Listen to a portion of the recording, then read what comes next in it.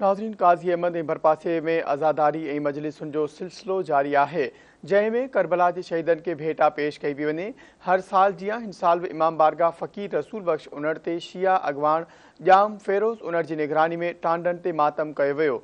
वधीक तफ़सील ज़ुल्फ़कार अली टांवरी जी हिन रिपोर्ट में। महरमुल हराम जो चंद नज़र ईंदे ई हर पासे या हुसैन लबेक या हुसैन जूं सदाऊं बुलंद थी वञनि थियूं। काज़ी मंदी भरपासे में अज़ादारी मजलिसुनि जो सिलसिलो जारी आहे। करबला जे शहीदनि खे भेटा पेश कई पई वञे।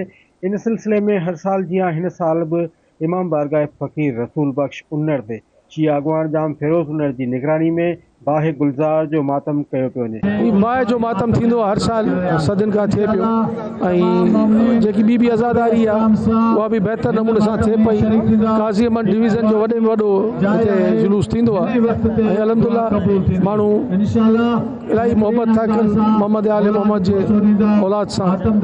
नवाज़ साहिब रसूल जो पुरसो आहे, ॾिसो केतिरो हज़ार जी तादाद में औरतूं मर्द सभु शरीक थिया आहिनि। अल्हम्दुलिल्लाह असां बहितर नमूने सां कोशिश कंदा आहियूं त हर साल खां वधीक बहितर नमूने सां थिए। हर साल जीअं हिन साल बि बाहि गुलज़ार जो मातम आहे। इहो पिछले 30-35 सालनि खां हलंदो पियो अचे।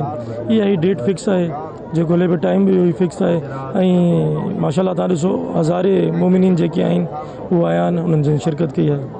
अॼु 7-8 मुहर्रम जी राति आहे ऐं जिते बाहि जो मातम बि थींदो आहे, पर पहिरीं मुहर्रम खां 10 मुहर्रम ताईं ऐं मां जेका करबला जे मैदान में इमाम जा ख़ैमा आहिनि, उन खां पोइ यज़ीद सां जंग आहे, उहे 10 ॾींहं आहिनि त सोगवारी ऐं अक़ीदत सां मल्हाए था वञनि। असां इहो चवंदासीं त या हुसैन चवण सां या अली चवण सां माण्हू रुगो मोमिन नथो थिए। हुसैनियत ते अमल, हुसैन जे नज़रिए ते यज़ीद सां टकरियो उन वक़्तु दुनिया जे सुपर पावर सां।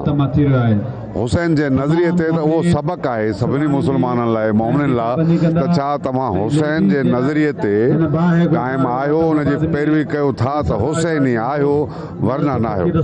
तो असां क़ाइल आहियूं हुसैनियत जा। इमाम हुसैन पंहिंजो बचा पंहिंजी फैमिली हक़ ते नबी जे दीन खे बचाइण लाइ कुर्बान कयो ऐं पंहिंजे मक़सद तां कोन हटिया। अॼु जे बाहि जो मातम आहे ऐं असां पुलिस तरफ़ां नौकिरी जेका आहे सा 150 खां मथे नौकिरी लॻल आहे पुलिस जी, प्लस स्पेशल ब्रांच वारा बि आहिनि, सभु चेकिंग कनि पिया, रेंजर्स बि आहे।